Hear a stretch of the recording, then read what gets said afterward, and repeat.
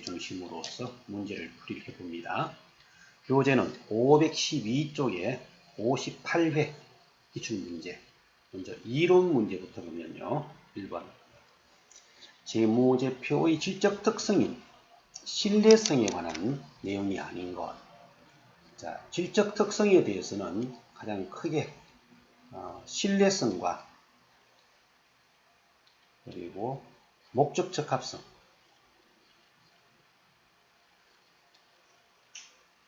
다음은 비교 가능성 이런 내용들이 있는데 이 재무 정보가 의사 결정에 반영될 수 있도록 적시, 이건 최근 정보죠. 최근 정보, 이 적시성 같은 경우는 목적 적합성이 구성되는 하부 속성이 됩니다. 그리고 정보가 특정 이용자에게 치우치거나 편견을 내포해서는 안 된다. 이런 것들이 바로 중립성, 즉 객관성에 관계되는 것으로서 이것은 신뢰성의 구성 요소가 됩니다. 중립성, 객관성. 그리고 거래나 사건을 사실대로 충실한 표현, 이것도 신뢰성에 연관되는 내용이죠. 충실한 표현. 또 동일 사건에 대해서 다수의 서로 다른 측정자들이 예를 들어서 이 기업의 결산 보고서를 감사를 한다. 회계 전문가인 공인회계사 A가 감사를 하든 B가 감사를 하든 결과는 유사한 측정치에 도달되어야 한다. 이런 것들이 바로 검증 가능성이죠. 검증 가능성. 그래서 2번, 3번, 4번은 모두가 신뢰성에 관계되는 것이 되고 1번은 목적 적합성에 구성되는 속성이 되겠습니다. 2번.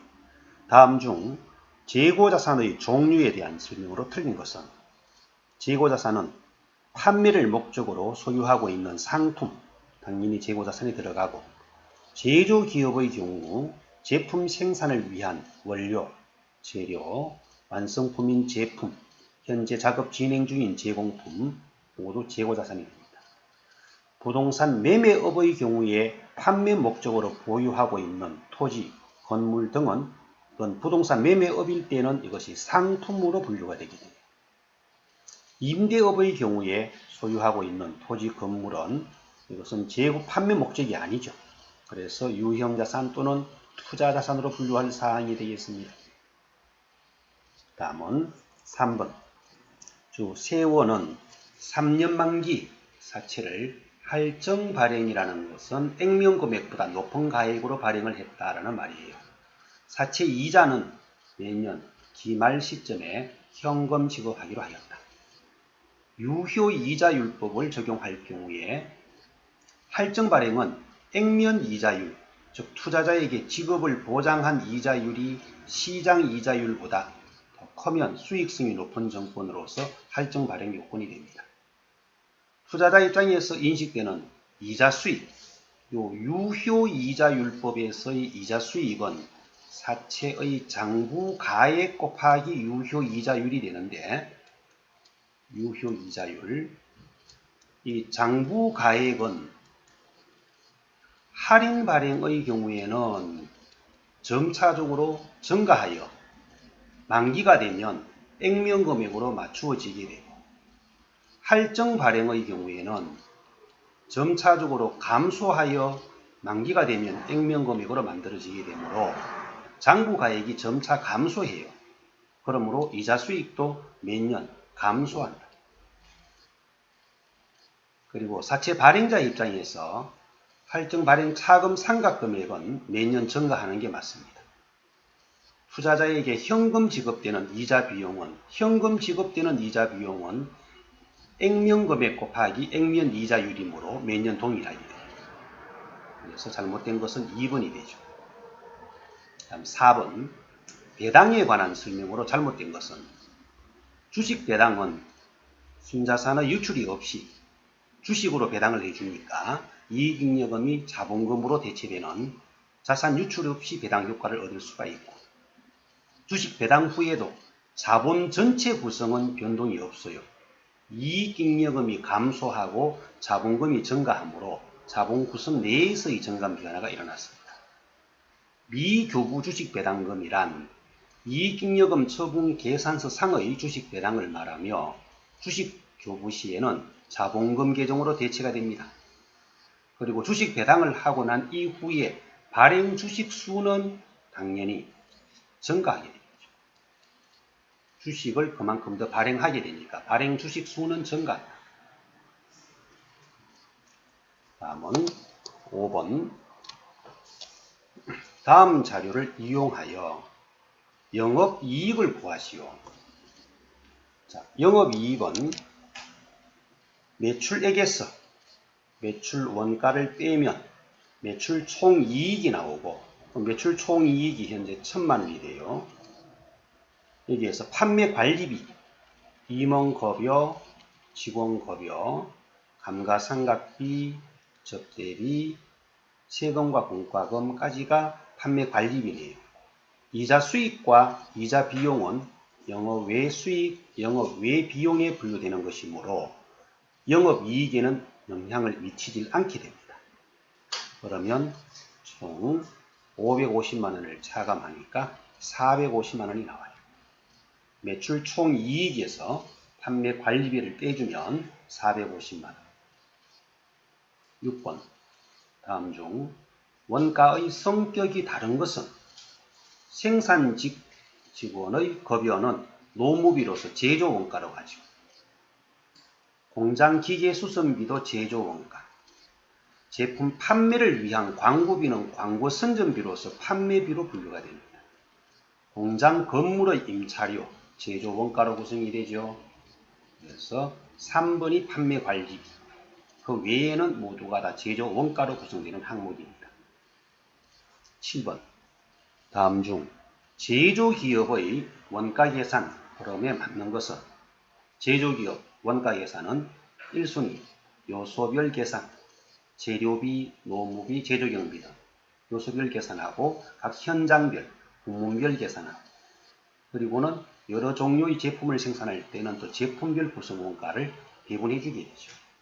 요소별, 부문별, 제품별로 진행이 됩니다. 8번. 제조 간접비가 과소배부, 자, 예정배부가 더 적었다라는 말이죠. 과소배부라는 말은 예정이 실제보다 적었다. 그럼 실제 제조 간접비는 예정 제조 간접비보다 실제가 크다. 제공품에 배부된 제조 간접비는 제공품에 배부되는 게 예정 금액이에요. 예정 금액은 실제 발생액보다 예정 금액이 적다. 이거는 맞는 말이죠. 예정 배부율이 높게 설정되면 과대배부가 나오죠. 예정 배부율이 높게 설정되면 과대배부. 제조 간접비 통제 개정이 기말에 대변 잔액이 발생하였다. 자, 여기에서 제조 간접비 개정에서 차변이 실제 발생액이 오고 대변의 예정 배부액이 가는데 대변 잔액이 발생했다는 말은 예정 배부액이 더 컸다라는 말이 됨으로써 이것은 잘못된 거죠.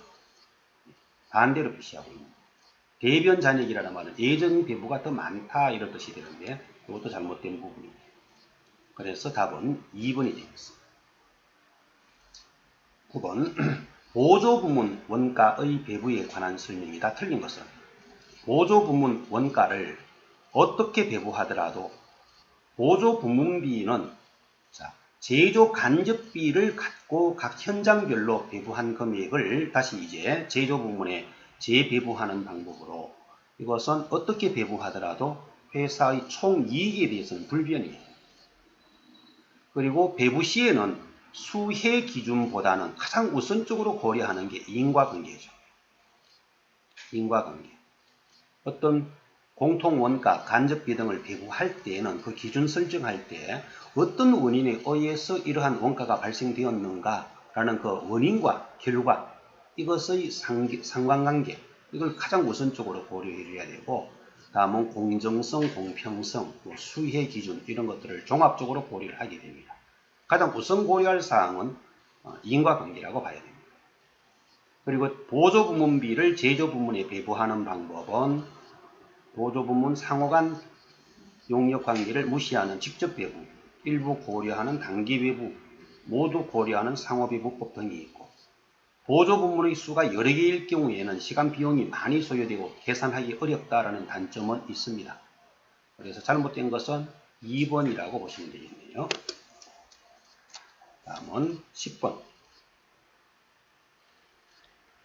덕산전자는 선입선출법으로 공정별 종합원가 계산을 하고 있다. 재료비는 1공정 초기에 모두 투입되고, 재료는 공정 초기 투입이라면 초기 투입은 수량 기준으로 가죠. 가공비는 공정 전반에 걸쳐 균등하게 발생한다. 선입선출법으로 하고 있다라고 했습니다. 선입선출법이면 완성된 것은 바로 2공정으로 대체된 개수예요. 1공정에서 완성되어 2공정으로 대체된 것 6,400개. 기말 제공품의 환산량은 700개에 가공비는 언제나 환산량으로 가야 하니까 70%.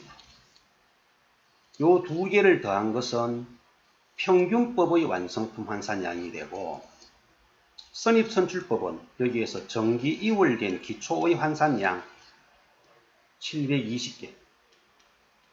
요걸 뺀 것이 선입선출법의 완성품 환산량이 돼요. 그러면 6170개가 되나요? 6170개.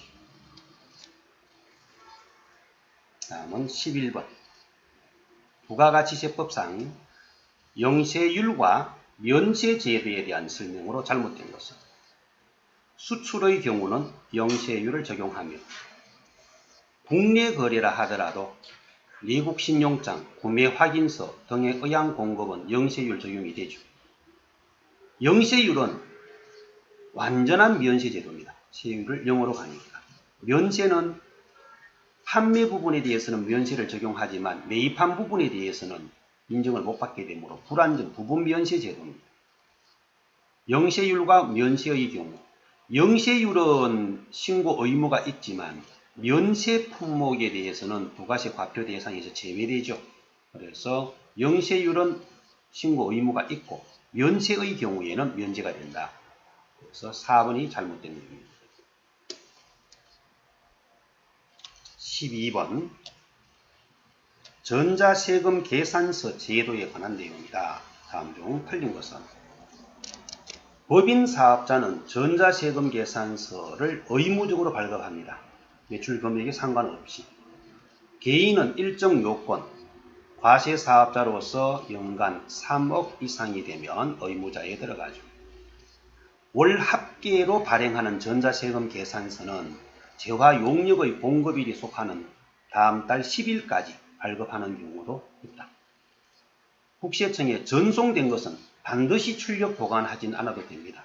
전자적 장치로 보관하는 것도 인정을 해줍니다. 다음은 과세 사업만을 영위하는 세무의 지출 내역이다. 다음 중 조기 환급 대상이 아닌 것. 재고 자산의 일시적 대량 매입은 조기 환급 대상이 될 수 없어요. 조기 환급은 사업 설비 투자를 한 경우나, 다음은 신규 사업 개시자, 사업의 개시, 설비 확장, 감가상자산, 영세율 적용 대상, 이런 것들은 조기 환급 대상이 되며, 일시적 계속 사업자가 재고 자산의 대량 매입이라고 해서 조기 환급이 되지 않고 이러한 경우는 일반 환급 대상입니다. 매출 시액보다 매입 시액이 더 큰 부분에 대해서 일반 환급 대상이 되고. 14번. 다음 중 비과세 근로소득이 아닌 것은, 근로자 또는 배우자의 출산 관련, 육아, 출산 등은 10만원까지는 비과세 적용되므로 8만원이라면 당연히 비과세 될 수 있습니다. 10만원 이하는. 일숙직비 등은 실비 변상의 성격으로서 실비 보상 성격으로 무조건 다 비과세로 갑니다. 회사에서 식사를 제공하는 근로자에게 식대를 주면 이것은 과세로 적용받죠. 종업원이 소유 차량을 직접 운전하며 하여 사용자의 업무에 이용하고 실제 예비를 받는 대신 받는 자가운전보조금은 월 20만원 이하는 비과세 적용받으니까 15만원이라면 비과세 가능합니다. 그래서 3번이 과세 대상이 되는 수당이 되겠습니다.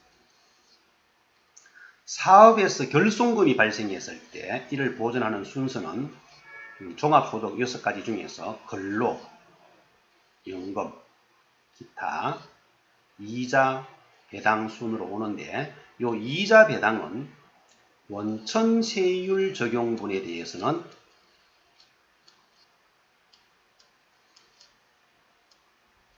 결손금 보전 재원으로 사용할 수가 없습니다. 기본세율, 일반세율 적용분에 대해서만 결손금 보전에 이용할 수가 있다. 근로, 연금, 기타, 이자, 배당 순으로 진행이 됩니다. 다음은 실기실습에 들어가 보겠습니다. 먼저 일반전표 입력.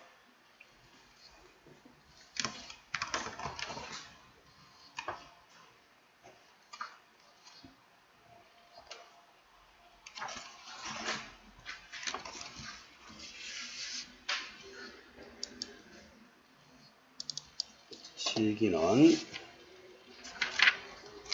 전산세무 2급으로 했어요. 회사 코드는 0258. 일반전표 입력입니다. 먼저 1월 3일 최고생명에서 당사가 가입한 퇴직연금에 대한 이자 50만원이 연금 계좌로 입금되었다. 현재 당사는 최고생명의 확정급여형 DB형 연금이면 DB형 연금은 사변에 퇴직연금 운용자산이라는 과목을 사용하죠. 50만원 그리고 대변에는 이자 수입 사변의 퇴직연금 운용자산 대변엔 이자 수입. 다음은 1월 10일 신축 중인 사옥의 장기 차입금 이자 75만원 수표로 지급하였다. 사옥은 2017년 6월 30일에 완공될 예정이다. 자, 이 부분이 건설자금이자인데 차입금을 자산 취득에 투입한 경우에 건설자금이자 이 부분은 원칙은 이자 비용으로 처리하든지 또는 자본화하는 경우에는 건설 중인 자산으로 처리할 수 있습니다. 그런데 여기에서는 무엇으로 하라는 단서가 없죠. 그러면 차변엔 이자 비용으로 처리를 하셔도 되고 아니면 건설 중인 자산으로 처리를 해도 됩니다.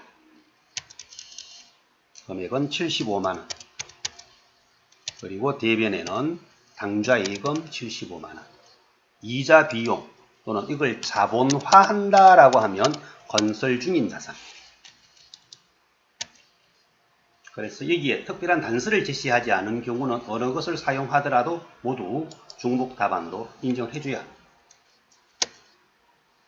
다음은 15일 유상증자를 위하여 신주 만주를 액면가액은 5천원, 8천원에 발행하여 당좌예금으로 입금하였고 주식 발행 관련 수수료 25만원 현금 지급하였다. 현재 할인 발행 차금이 있다면 이번에는 액면 5천원의 주식이 8천원에 발행되었으므로 할증 발행이 된 경우에요. 그럼 이 할증 발행의 경우에는 할인 발행 차금 잔액을 우선 제거하고 그리고 이걸 초과한 부분에 대해서 주식 발행 초과금으로 가져가게 됩니다. 그러므로 차변에는 당좌예금 총 금액은 만주 8천원이니까 8천만원. 대변에는 자본금은 액면 금액인 5천만원. 되면 액면 금액보다 3천만원이 초과되었지만 발행 비용이 현금으로 지급된 게 25만원이 있고 그럼 나머지 2,975만원이 주식 발행 초과금이 되지만 주식 할인 발행 차금이 있는 잔액을 우선 정리를 해주고 75만원 우선 정리를 하고 나머지를 주식 발행 초과금으로 대체시키라 이거죠. 주식 발행 초과금으로는 2,900만원 되겠죠. 당좌 예금 8천만원, 대변에 자본금 5천만원, 주식 할인 발행 차금 25만원, 현금 25만원, 주식 할인 발행 차금 75만원, 주식 발행 초과금 2,900만원 됩니다. 다음은 2월입니다. 2월 18일 영업사원의 직무 능력 향상을 위한 외부 강사의 강연료를 현금 지급하고 기타 소득의 원천 징수한 내역이에요. 강연료라면 차변에는 교육훈련비, 영업사원이니까 판매관리비로 분류를 하면 되겠죠. 교육훈련비가 300만원, 대변에는 원천 징수한 금액에 대해서는 예수금은 80%를 필요 경비로 인정하면 240만원을 차감한 나머지 60만원이 소득 금액인데 60만원의 소득세가 20% 하면 12만원하고 지방소득세가 12,000원 하여 총 13만 2천원이 원천징수가 됩니다. 300만원 중 필요 경비를 80% 인정하고 소득 금액은 20%, 그래서 60만원의 소득세가 20%면 12만원과 지방소득세 12,000원. 이걸 차감한 나머지 금액은 현금 지급했어요. 286만 8천원. 다음은 2월 20일. 우리 은행에 예치된 정기예금이 만기가 되어 원금 1,000만원과 이자 40만원에 대한 이자 소득세 원천 징수된 후 보통예금 통장으로 입금이 되었다. 원금과 이자죠. 일단 대변의 날짜는 대변의 정기예금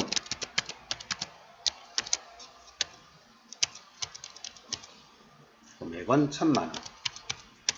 그리고 역시 대변의 이자 수익이 40만원. 원천징수를 한 금액에 대해서는 우리 회사가 소득을 받을 때 법인세가 미리 납부된 것이므로 선납세금 정리를 합니다. 선납세금이 56,000원. 나머지 금액에 대해서는 보통예금, 대변에 정기예금 만기된 걸 제거하고 이자 수익 잡아주고 원천 납부된 것은 선납세금이죠. 우리 회사가 타인에게 소득을 지급할 때 원천 징수한 건 예수금이고 소득을 받아올 때에 원천 징수를 적용받은 부분은 세금을 미리 낸 것이 되므로 선납세금으로 정리를 합니다. 자, 이렇게 해서 일반전표 입력 자료를 다 해봤고요. 다음은 매입 매출전표. 다음 거래 자료를 매입 매출전표 입력 메뉴에 추가로 입력하시오. 2월 25일 보세구역에 있는 원재료 운반에 따른 운반 대금을 보통예금 지급하고 현금 영수증 수취, 재료 매입에 따른 운임이에요. 현금 영수증 수취면 매입의 현과 인수 운임, 금액은 55만원, 거래처는 1001화물, 공개는 현금, 부가세 대급금하고 원재료 인수 운임이니까 이것은 원재료의 취득가액에 포함해주면 됩니다. 다음은 2월 28일 주 태현의 제품 3억을 장기 할부 줄치고요. 장기 할부는 부가가치세법에서의 과세 표준은 대가의 각 부분을 받기로 한답니다. 2월 28일에 제품을 인도하였으며 대가의 각 부분을 받기로 한 때 전자세금 계산서를 정상적으로 발급하였다. 할부금은 약정 기일에 정상적으로 보통 예금에 입금되었다. 2월 28일. 자, 이번 할부금은 7,500에 750이죠. 그래서 이 부분은 일단 매출의 과세. 매출의 과세면 11번입니다. 품목은 제품. 금액은 7,500에 750. 그리고 거래처는 태현. 전자여, 분계는 혼합하여. 대변에 부가세 예수금하고 제품 매출. 이때 제품 매출은 지금 부가세 과표로는 대가의 각 부분을 받기로 한 때인 7,500으로 가지만 이 제품을 매출한 것은 회계 기준에 따라서 인도 기준 적용받아야 돼요. 제품 매출은 3억. 사변에는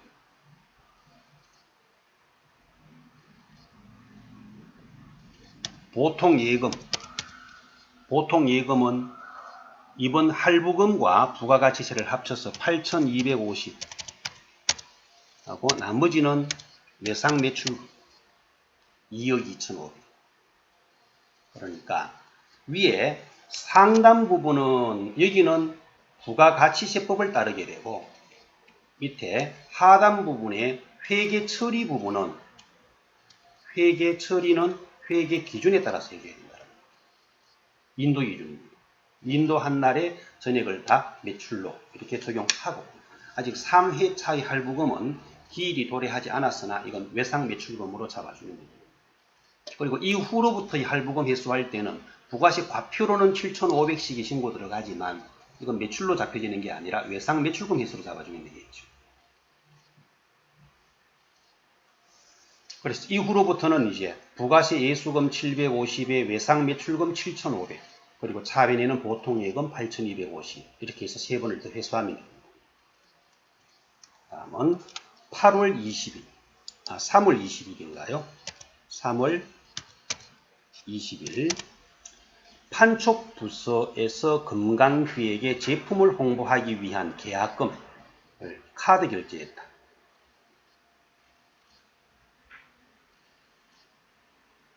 미지급 비용으로 회계 처리를 하라 그랬나요? 네. 그러면 일단 이 부분은 매입의 카드 과세 57번이에요. 판촉 비용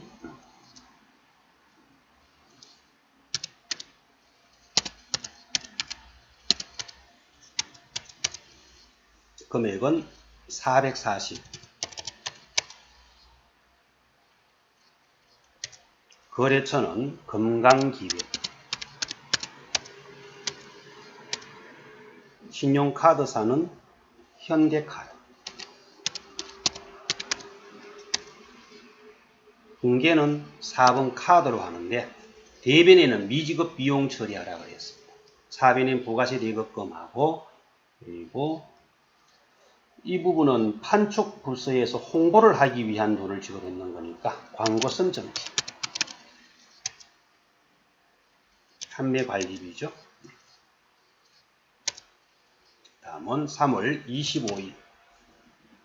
본사 건물의 주차장으로 사용하기 위하여 토지를 구입한 후.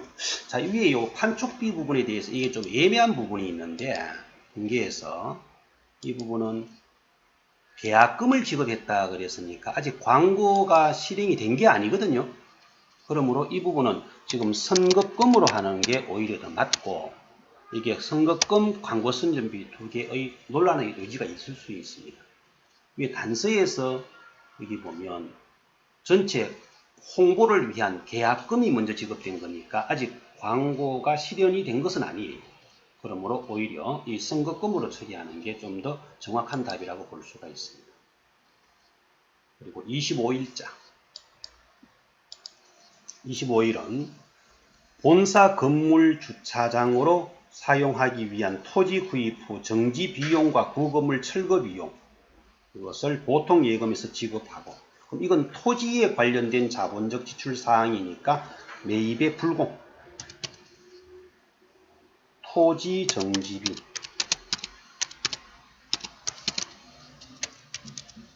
금액은 3,200에 320, 거래처는 평탄산업, 전자여, 불공제 사유, 토지의 자본적 지출 관련, 등계는 혼합. 그래서 차변에 원재료가 아니라 토지로 수정해 주고요. 다음 대변에는 보통 예금. 다음은 3월 31일 수출업자인 한미 상사의 로컬 LC에 의하여 공급가액 1,000만원의 제품을 납품하고 영세율 전자세금 계산서를 발급하였다. 대금은 전액 외상으로 하였다. 이것은 매출의 영세 12번 제품 금액은 1,000만원, 거래처는 한미상사, 전자여, 영세율 부분은 내국 신용장 구매 확인서, 등계는 외상 해주면 차변의 외상 매출금, 대변엔 제품 매출 이렇게 처리가 됐습니다. 다음 문제 3번.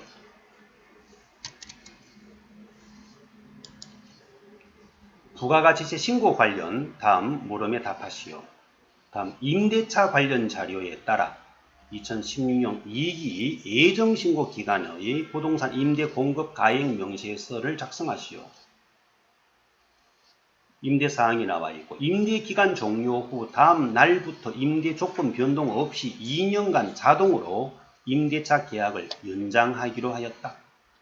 자, 여기에서 요구한 것은 부동산 임대 공급 가액 명세서 작성만 요구를 했습니다. 그럼 다른 걸 할 필요가 없어요. 부동산 임대 공급 가액 명세서 시험에서는 항상 요구하는 사항만 처리를 하여 주시고 그 외의 불필요한 사항은 오히려 하면 감점 요인이 되니까 하지 않는 게 더 유리합니다. 그래서 2기 예정이라면 7월에서 9월이죠. 거래처는 메터,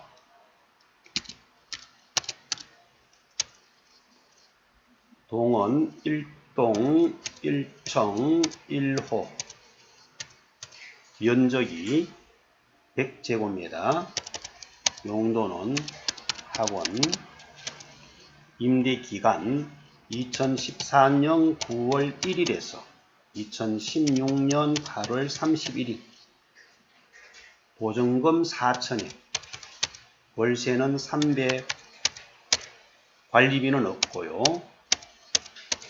여기에서 갱신이 들어갔습니다. 2016년 9월 1일자로 다시 2016년 9월 1일에서 2018년 8월 31일까지 보증금은 동일하게 4,000에 월세는 300. 이렇게 하니까 간주 임대료 한 건이죠. 251365. 계약 갱신 내용만 그대로 한번 넣어주면 됩니다. 이렇게 해서 적용이 끝났고요. 다음은 자, 이것을 부가세 신고서에 반영하시오 라고 한다면 매출 과세 기타에 요 간주 임대료 이 부분이 과세 표준으로 들어가야 하는데 여기선 그걸 요구하지는 않았습니다.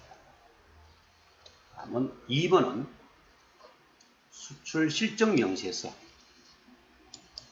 작성하라고 했습니다.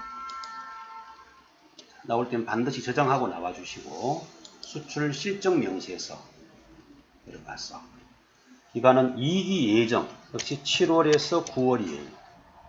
수출 신고번호 016100901157114 그리고 2 선적일자, 선적일은 2016년 8월 17일, 통화 코드는 US 달러, F2번에서 미국, 환율은 신고일자는 8월 15일이고 선적일은 8월 17일이죠. 8월 17일 환율인 1,100원으로 가면 됩니다. 그리고 외화 금액은 총 10만 불입니다. 거래처는 F2번에서 모건사. 여기에서도 역시 수출 실적 명시서 작성만 요구를 했으니까 여기까지만 작업해 주시면 돼요. 더 이상 불필요한 사항은 작업하지 않는 게 더 유리하다고 했습니다. 다음 3번. 제2는 2016년 3월 5일에 과세사업, 면세사업에 같이 사용하기 위하여 건물 1억 부가세 별도를 지불하고 구입하였다. 한편 본 건물에 대한 토지는 4억을 지불하고 구입하였다. 일기 확정신고 시 공제받지 못할 매입시행 명세서를 작성하시오. 예정신고 시에 공급 가액 기준으로 정상적으로 공통매입시액 안분 계산을 하였다. 자, 이게 구입한 시점이 언제입니까? 3월 5일 시점이었죠. 자, 이 부분은 사실 조금 내용이 어려운 문제입니다. 3월 5일에 건물을 1억에 부가세 별도로 구입을 하고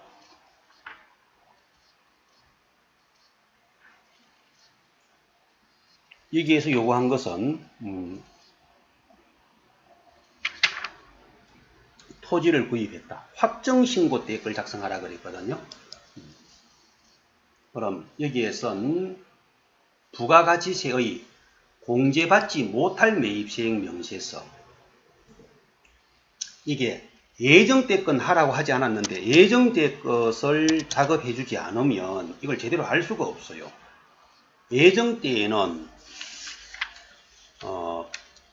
토지 구입했던 게 3월 2일자에 4억이 있었죠. 토지 관련 자본적 지출은 별도로 없습니다. 그리고 공통매입시액의 안분 계산, 공급가액 기준으로 공급가액 전표 불러오시겠습니까는 아니요. 매입한 금액은 1억에 1,000만원. 예정때의 공급가액은 전체 합계가 20억에 연쇄사업은 12억 하여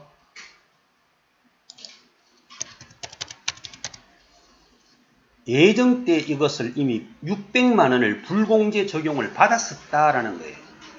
예정때에. 이게 이제 확정신고 때에는 이걸 다시 정산으로 자료를 가져가야 해요.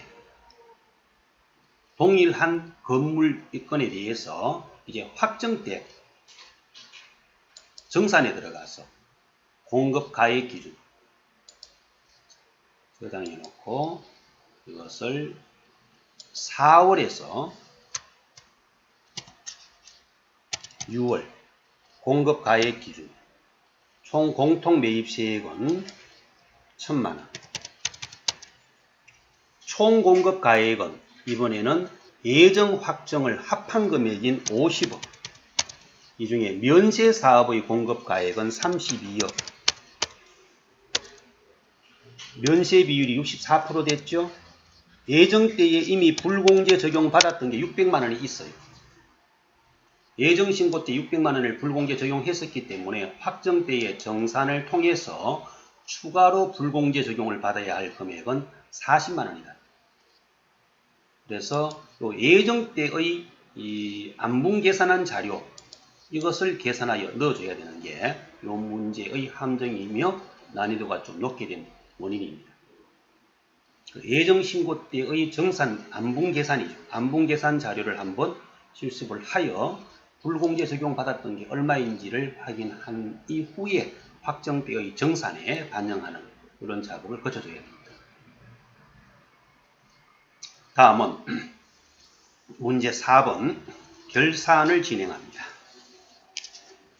결산. 다음 결산 자료를 입력하여서 완료하시오.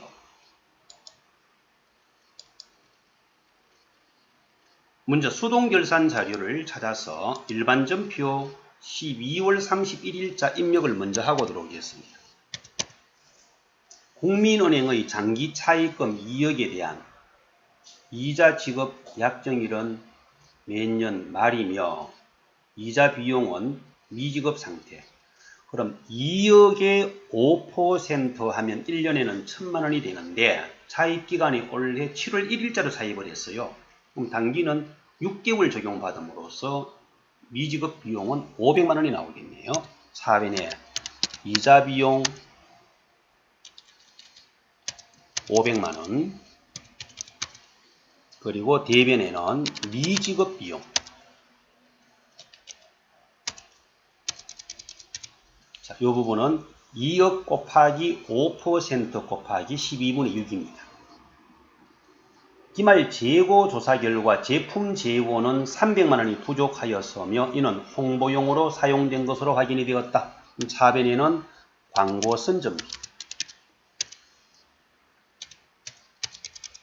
300만 원, 그리고 대변에는 제품 해주는데 저교 8번 타개정 대체 꼭 지정해 주셔야 돼요. 외화 장기 차입금 올해 1월 9일자 10만 불, 차입 당시는 1,030원이었고 결산일 현재는 1,120원 됐죠. 그러면 1불당 90원씩 이 증가되었어요. 외화 장기 차입금 1불당 90원씩 10만 불이면 총 900만 원이 증가됐네요. 4번에는 외화 환산 손실. 내가 갚아야 할 부채가 증가되었으니까 손실이죠. 금액은 900만 원. 대변에는 외화 장기 차입금. 이때 외화 장기 차입금은 거래처를 제시를 해주면 반드시 입력을 해줘야 하는데 거래처는 생략하라고 했습니다. 900만 원이 된 이유는 10만 불에 1불당 90원씩. 그리고 매출 채권에 대한 대손 설정과 기말 재고는 자동 결산으로 처리를 하면 되죠. 이 계산 과정을 보면 이자 비용에는 2억 곱하기 5% 곱하기 12분의 6 해서 500만 원이 나왔고요. 이 부분은 총 10만 불. 예. 1불당 1,030원이었던 것이 1,120원이 되었으므로 마이너스 90만 원씩 됐죠. 그래서 900만 원의 손실이 나왔습니다. 다음은 자동 결산을 처리를 해보겠습니다. 결산 자료 입력 들어가서 1월에서 12월 대손 이 부분은 상단에 대손 상각 설정률은 1%, 외상 매출금 및 다들음에 대해서만 하라고 했기 때문에 단기 대여금에 대해서 반영되어 오는 금액은 지워주고요. 결산 반영해주면 됩니다. 다음은 기말 원재료 2,500만원, 기말 제공품 1,000만원, 기말 제품 4,500만원. 이렇게 해서 전표 추가.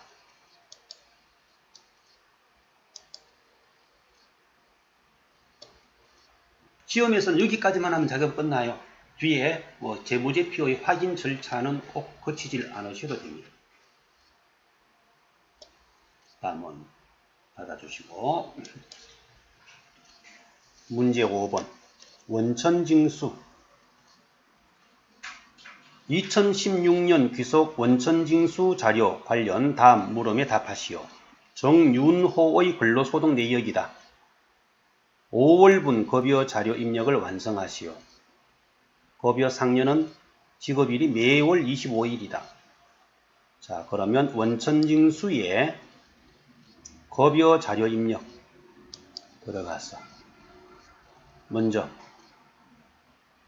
수당 등록에 들어가기 전에 밑에 보면 국민연금, 건강보험, 고용보험 산출을 위한 소득 보수 월액은 320만 원이라고 되어 있죠. 자, 이 부분은 사원 등록에서 올바르게 지금 반영이 되어 있는지를 한번 확인 절차를 거치고 옵니다. 사원 등록에 들어가서 정윤호, 여기 국민연금, 건강보험, 고용보험의 보수 월액이 320이라고 모두 반영되어 있는 걸 확인할 수가 있습니다. 그럼 자동 계산되어 들어온다는 거예요. 사원 등록에서 1차 한번 확인을 하시고, 다음은 급여 자료 입력 들어가서 수당 공제, 기본급, 식대는 비과세 요건을 충족하나 보겠습니다.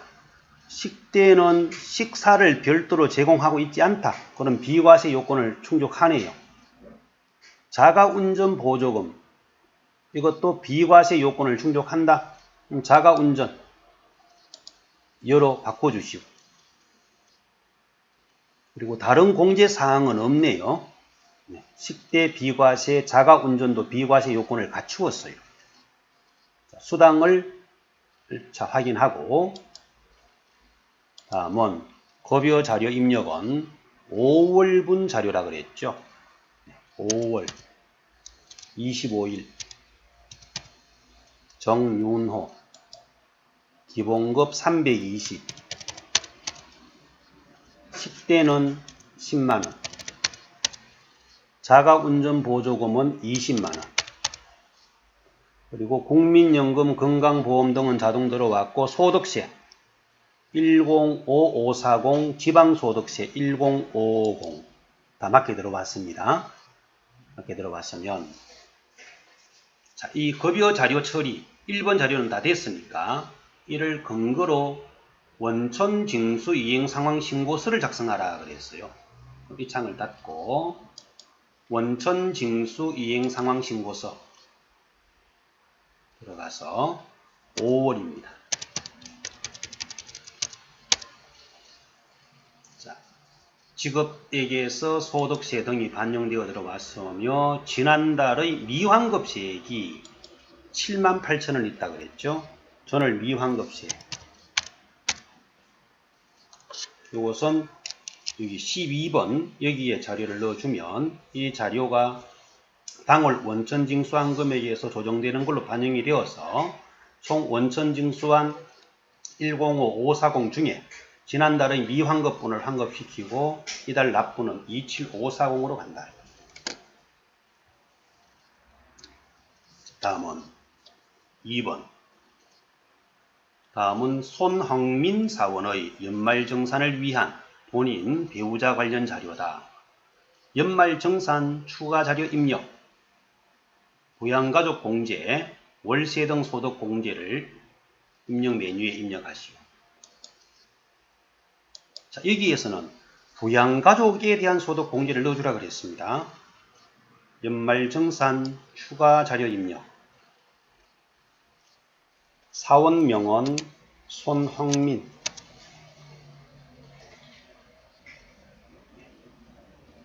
여기는 2016년 6월 1일자의 신규 입사자이네요. 손흥민 월세 지급액은 160만원 손흥민은 월세 소득 공제 대상자이다. 월세란에 가서 임대인은 손임대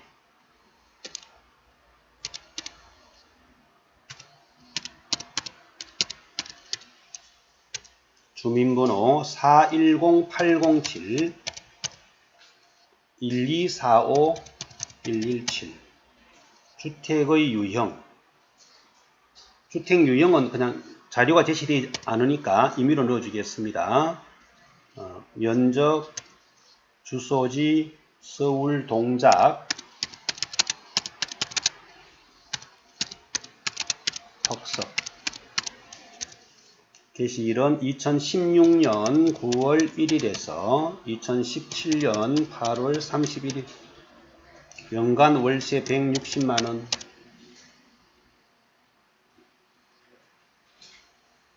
이렇게 넣어주시고 다음은 부친, 손종식, 병원비, 카드 결제한 거 있죠. 여기에는 부양가족의 소득 공제를 넣어주라 그랬으니까 부양가족 소득 공제 한번 가보겠습니다. 손종식, 의료비. 자, 여기는 국세청에서 확인되는 거라고 보고요. 성명은 F2번 손종식. 그래서 지급된 금액은 200만원. 그리고 부친 병원비를 제외하고 본인을 위해 지출한 기타 공제 가능한 신용카드 금액은 420만원. 의료비를 넣어줬으니까 이번에는 신용카드 더블 클릭해서 신용카드가 위에 부친 병원비 200에 그 이외에 420이 더 있으니까 총 620이. 그 다음은 추가로 배우자 이지연 신용카드 지출이 총 600만원인데 생명보험은 보장성 보험료 공제로 적용하고 신용카드와 이중공제 불가합니다. 그리고 국외에서 사용한 것도 신용카드 사용금액 공제는 불가하니까 600만원 중에서 50만원, 230만원 해서 280 빼고 나면 320이 더 더해져요. 그럼 320을 더하면 총 신용카드는 940만원. 다음 현금 영수증 400만원. 이렇게 넣어주고는 신용카드 320이 더 더해져서 940에 현금 영수증 400. 다음은 생명보험료가 보장성 보험료로 일반 보장성에 50만원 한 번 더 들어옵니다. 이렇게 해서 부양가족별 공제 내용에 부양가족 구성원별로의 소득 공제 항목을 다 반영해 놓고는 연말정산 입력으로 화면을 넘겨서 부양가족 탭을 불러옵니다. 부양가족 탭을 불러와주면 여기 오른쪽에 일반 보장성 보험 그리고 부친의 일반 의료비, 의료비도 일반 의료비예요. 이거 경로자가 아닙니다. 다음은 신용카드 월세 160만원 들어왔고 신용카드도 여기 총 현금 영수증까지 합쳐서 신용카드 940에 현금 영수증 400 이렇게 반영되어 오는 걸 확인할 수가 있습니다. 이렇게 해서 58회 기출문제의 풀이 설명은 이것으로서 마치겠습니다.